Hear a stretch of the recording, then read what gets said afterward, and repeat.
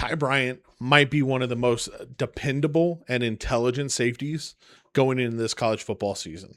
Hometown Kentucky Wildcat from Lexington, played 37 games, started 25, developed every single year, and in 2025 exploded into one of the best defensive backs in the SEC.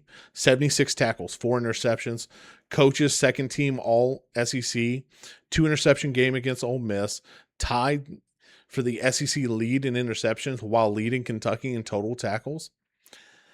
He's not just a box score safety. He brings ball skills, processing, versatility, run fit reliability, and the kind of academic profile that backs up what you see on tape.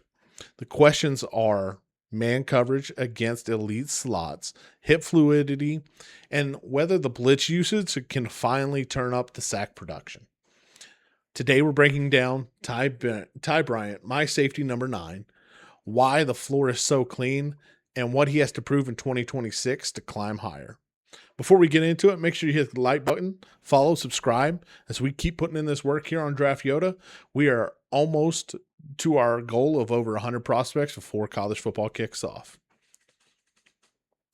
Welcome back to Draft Yoda.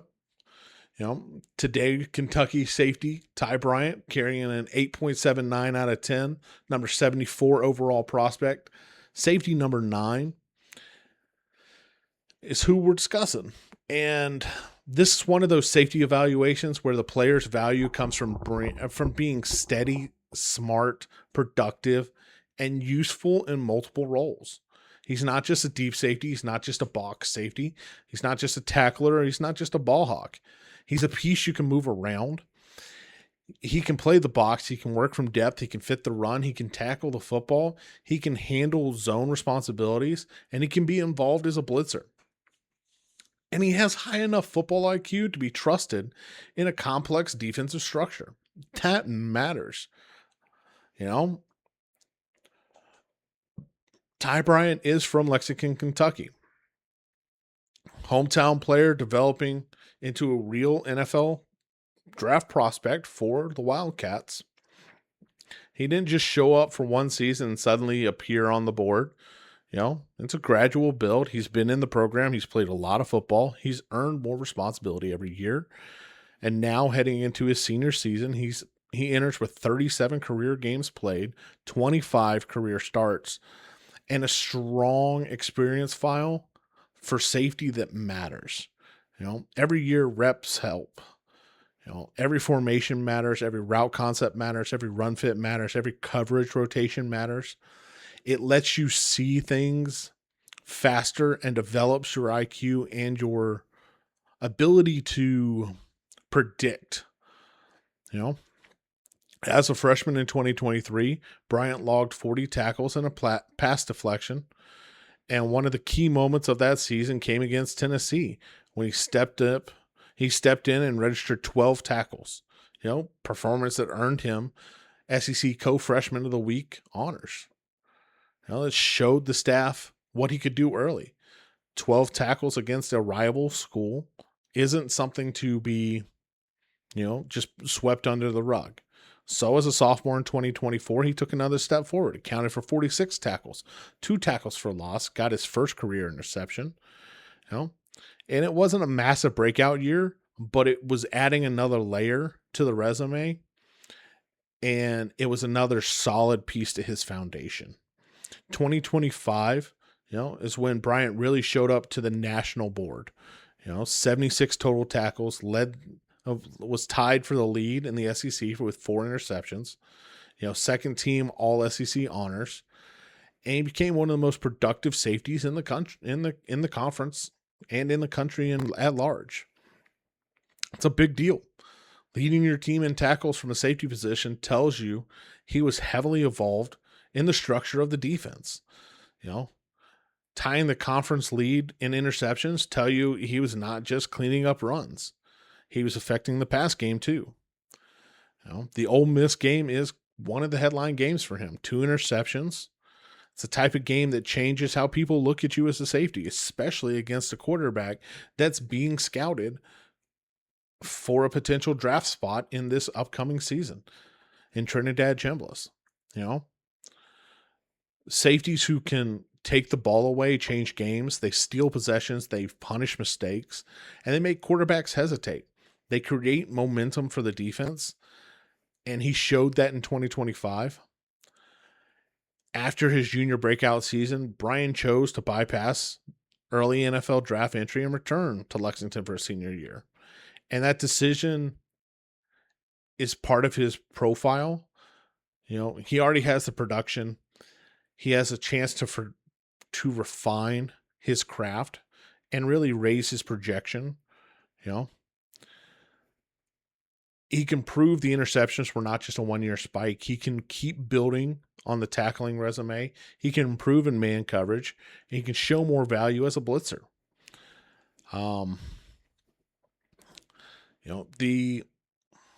The processing that he has, the situational awareness he has, and the academic profile, carrying a 3.77 GPA and being a first-team academic All-American, that does not automatically make someone a great football processor and a great football player. But when you watch the film, you see why he's able to do some of the things he does with his football IQ and his ability to process. You see a player who understands the spacing. You see a player who can be used in different roles, and you see a player who plays with awareness. You see a safety who does not look lost when the offense tries to manipulate him, and that matters. At safety, intelligence isn't just a trait; it's almost a necessity. Because offenses and quarterbacks will try to confuse you. The great safeties that we've ever had were able to understand that and able to use that against the offense. His versatility is something that just jumps off the board. Being able to be a box safety, play deep zone, fit the run, blitz, rotate, move around as part of a complex defense scheme matters, because modern safeties have to be multiple. If you can only do one thing, offense will identify it. If you're only a box player, they're going to attack you in coverage. If you're only a deep player, they're going to run the ball at you. If you can't disguise, the quarterback gets the answers before the snap. And Bryant gives Kentucky options, and he gives them, for lack of a better term, a chess piece to continually move around the board and confuse opponents. And that makes him easier to project as a useful NFL defensive back, especially with the SEC experience. 37 games, 25 starts in the SEC, 3 years of development, and then having a breakout season, all that matters. He's faced SEC speed, SEC physicality, SEC run game, SEC tempo. SEC and the Big Ten, I would say, are the two leagues that prep you the most for the NFL. And to have as many starts as he's had, it shows me that while the ceiling is still a question, the floor isn't. He's going to be able to come and play. There are some things he needs to improve. Nobody's perfect. I think I've said it in every single one. Nobody's perfect. The first thing is man coverage. He needs to refine his man coverage against dynamic slot receivers in particular. That's a real question the NFL is going to have for him is, how do you do man-to-man against the most dynamic and most quick receivers on the field? We know you might be good against tight ends, but how are you against backs? How are you against slots? The blitz production, Bryant has been involved in blitz packages, but he's still looking for his first official sack in college. And that matters because if a defense is going to send the safety and that safety is a chess piece, that safety has to get home. You have to be a threat to matter. You want the quarterback to feel it. You want offensive lines to account for you, and you want the blitz to create a negative play. You got to get home for all that to happen. You know, another concern is, his pre-draft testing is going to matter. The production is nice, the intelligence is nice, the versatility is nice, but teams will want to know exactly how he runs, how he changes direction, how explosive is he. If the testing concerns persist, the grade could fall. But if he can show that, he can handle space, if the testing's just average, I mean, with how smart he is and his ability to play, he's going to be just fine. If the athletic profile for Ty Bryant, the athletic profile can't hurt him as much as it could help him. 2026 is a major season for Ty Bryant. The checklist is pretty clear. Repeat the ball production, stay at the top of Kentucky's tackle chart. I'm not saying you have to be number one again, but top 3 would be nice. Finish a couple blitzes with sacks, become the leader in the back end that we know you can be. Prove 2025 breakout was not just a peak year, but another building block, and you are going to move higher. This safety group is full of different profiles. Some are rangier, some are bigger, some are more explosive.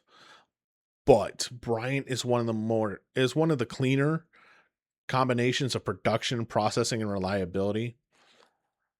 If the athletic and coverage questions, especially the man-to-man questions, can get answered, the ceiling is the roof. Bryant could climb, and climb very high in this draft process.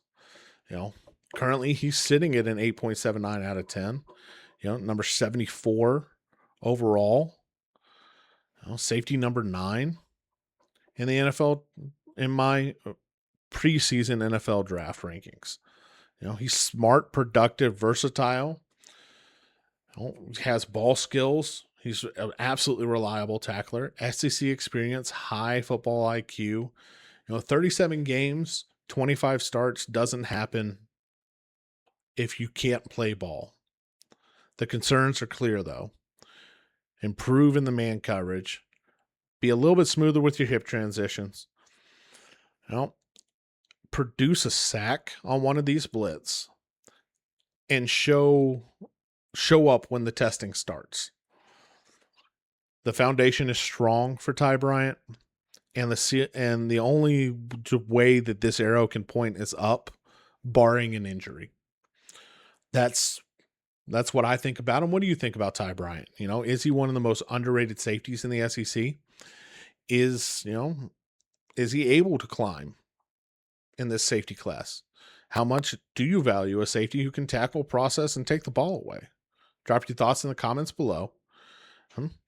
If you enjoy these player profiles, make sure you hit the like button, subscribe to the channel as we continue to put in this work on our way to 100 prospects before college football kicks off. As always, I'm Draft Yoda, Bill Workman, your favorite draft nerd's favorite draft nerd, and we'll catch you guys in the next one.